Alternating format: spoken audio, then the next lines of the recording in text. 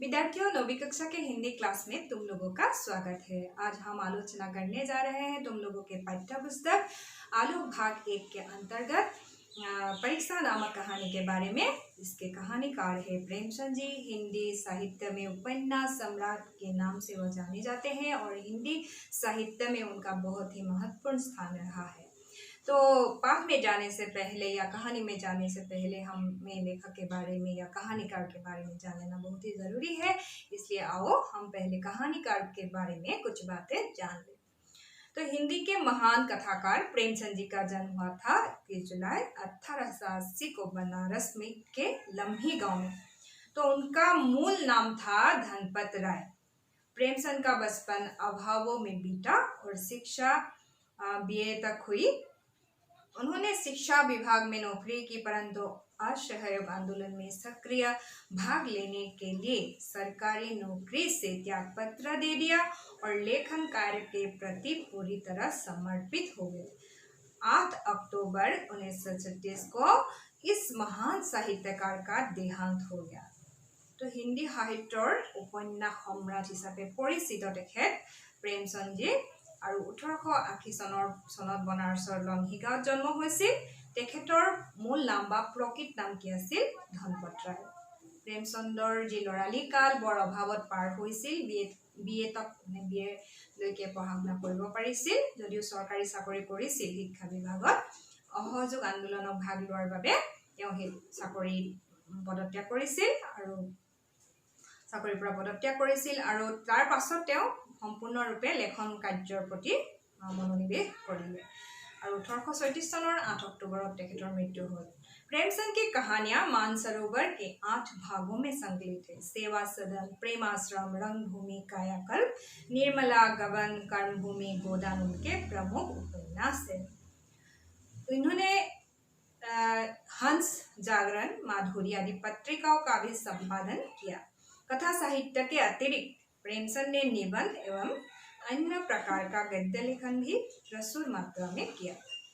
आप साहित्य को सामाजिक परिवर्तन का सशक्त माध्यम मानते थे। किसानों और मजदूरों की दयनीय स्थिति, दलितों का शोषण, समाज में स्त्री की दुर्दशा और स्वाधीनता आंदोलन उनकी रचनाओं की मूल विषय है।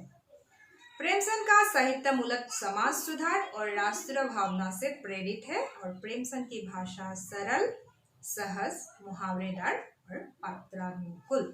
এতিয়া প্ৰেমচন্দৰ বিষয়ে আমি গম পালো যে তেখেতৰ কাহিনীবিলাক মানসৰোবৰ 8টা মানসৰোবৰ গ্ৰন্থখনত 8টা ভাগত সংকলিত হৈ আছে আৰু সেৱা সদন, প্ৰেমাশ্ৰম, ৰংভূমি আদি কৰি এইখিনি তেখেতৰ কি উপন্যাস, হংস, জাগৰণ, মাধুৰী আদি পত্ৰিকাত তেখেতে সম্পাদনা কৰিছিল।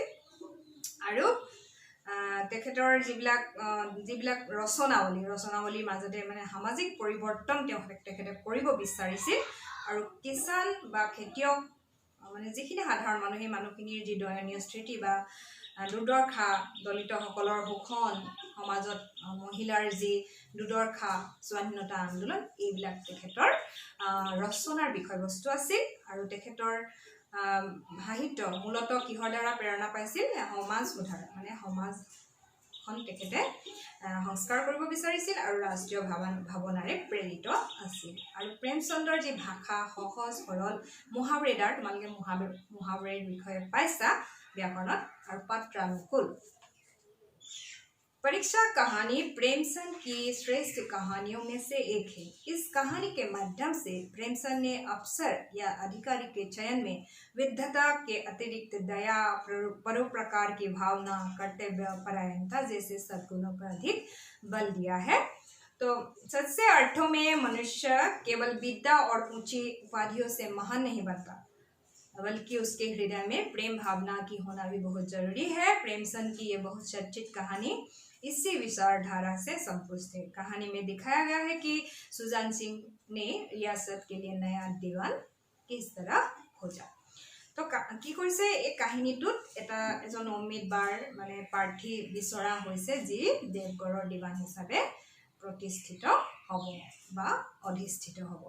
আৰু সেইবিলাক কৰিবৰ কাৰণে তেওঁলোকে এটা বিশেষ কথাৰ ওপৰত গুৰুত্ব দিছে যে তেওঁ কিছুমান গুণ থকাৰ লগতে মনত প্ৰেমও থাকিব লাগিব, আনৰ প্ৰতি সহানুভূতি থাকিব লাগিব। আহাচোন আমি পাঠলৈ যাওঁ। परीक्षा। जब रियासत देवघर के दीवान सरदार सुजान सिंह बूढ़े हो गए तो उन्हें परमात्मा की याद आई। जाकर उन्होंने महाराज से बोला, क्या बोला? दीनबंधु दास ने श्रीमान की सेवा 40 साल तक की, अब कुछ दिन परमात्मा की भी सेवा करने की आज्ञा चाहता है। दूसरे अब अवस्था भी ढल गई है तो राज का संभालने की शक्ति भी नहीं रह गई। इस समय कहीं भूल चूक हो जाए तो बुढ़ापे में दाग लगे और सारी जिंदगी की नेकनामी मिट्टी में मिल जाए। गोटे जीवनत जी राजकार्य करोते जी सततारे কৰিছিল সেই সকলোখিনি মাটিত মিহলি হৈ যাব। এতিয়া যেহেতু অৱস্থাও বুঢ়া হৈ আহিছে, যিটো বেমাৰ আজাৰে আগুৰি ধৰিছে, আৰু সেইকাৰণে এই ৰাজকাজৰ পৰা মুক্তি বিচাৰি মহাৰাজক প্ৰাৰ্থনা কৰিলে। কোনে কৰিলে? सरदार सुजान सिंह যিজন देवगढ़ दीवान আছিল। राजा साहब अपने अनुभवशील और नीति कुशल दीवान का बड़ा आदर करते थे। उन्होंने बहुत समझाया, लेकिन जब दीवान साहब ने न माना तो हारकर उन्होंने प्रार्थना स्वीकार कर ली। पर शर्त यहाँ लगा दी कि रियासत के लिए नया दीवान उन्हीं को खोजना पड़ेगा। কি কৰিলে? ৰজাই কৰিলে, তেওঁ মানে অনুভৱশীল আছিল, খুব অনুভৱশীল আৰু নীতিপ্ৰিয়, নীতি কুশল বুলি কৈছে। কাৰ কথা কৈছে? सरदार सुजान सिंहर কথা কৈছে, যিজন দেৱান হিচাপে আছে এতিয়া। আৰু তেওঁ বহুত বুজালে মেলিলে, কিন্তু তেওঁ ৰাজি নহল, আৰু সেইকাৰণে নতুন দিৱান নিযুক্ত কৰাৰ দায়িত্ব পৰিল सुजान सिंहर ওপৰতে। दूसरे दिन देश के प्रसिद्ध पत्रों में विज्ञापन निकला, देवगढ़ के लिए एक सुयोग्य दीवान की आवश्यकता है। जो सज्जन अपने को इस काम के योग्य समझे वे वर्तमान दीवान सरदार सुजान सिंह की सेवा में उपस्थित हो। यह जरूरी नहीं कि वे ग्रेजुएट हो, मगर उन्हें पुष्ट होना आवश्यक है। 1 महीने तक उम्मीदवारों के रहन सहन, आचार विचार की देखभाल की जाएगी। जो महाशय इस परीक्षा में पूरे उतरेंगे वे उस शपथ पर सुशोभित होंगे। तो दूसरे दिन विभिन्न पत्रिकाओं में विज्ञापन निकला कि देवगढ़ के लिए नया दीवान चाहिए, और वह दीवान ऐसा हो, उपयुक्त होने के लिए उन्हें पुष्ट होना आवश्यकता है। और उम्मीदवारों की रहन सहन, आचार विचार के बारे में 1 महीने तक उसकी परख ली जाएगी, और क्या किया जाएगा? जो परीक्षा में खरे उतरेंगे वही देवगढ़ के इस पद के लिए सुशोभित होंगे। तो কি ক'লে যে বিজ্ঞাপন ওলাল যে দেৱগড়ৰ নতুন দেৱানৰ কাৰণে কি হ'ল, বিজ্ঞাপন দিয়া হ'ল, আৰু সকলোৱে আহিল, আৰু এইটো চৰ্ত ৰখা হ'ল যে তেওঁলোক গুণী হ'ব লাগিব। গ্ৰেজুৱেট নহ'লেও নাই, কিন্তু গুণী হ'ব লাগিব, আৰু 1 মাহৰ কাৰণে তেওঁলোকৰ সকলো মানে আচৰণ পৰীক্ষা কৰা হ'ব, আৰু তাৰ পাছতহে তেওঁ যিজন উপযুক্ত হ'ব তেওঁকে देवगढ़ देवान हिसाबे नियुक्ति दिया हो। इस विज्ञापन ने सारे मुल्क में हलचल मचा दी। ऊंचा पद और कृषि प्रकार की कैद नहीं, केवल नसीब का खेल है। सैकड़ों आदमी अपना अपना भाग्य परखने के लिए चल खड़े हुए। देवगढ़ में नए नए और रंग बिरंगे मनुष्य दिखाई देने लगे। कोई पंजाब से चला आता तो कोई मद्रास से, कोई नए फैशन का प्रेमी था, कोई पुराने सादगी पर मर मिटता था। पंडितों और मौलवियों को भी अपने अपने भाग्य की परीक्षा लेने का अवसर मिला। तो ये विज्ञापनটোৰ জৰিয়তে কি হ'ল, গোটেই দেশতে বা ৰাজ্যতে কি হ'ল, হুলস্থুল হ'ল, আৰু তেতিয়া ইমান উৎসৱ পদবীৰ কাৰণে কোনেনো লোভ নকৰিব। সেইকাৰণে সকলোৱে ভাবিলে যে ভাগ্যৰ যিহেতু খেল, আমি সকলোৱে নিজকে মানে পৰীক্ষা কৰি চাওঁ, আৰু সেইদৰে সকলো আহিল।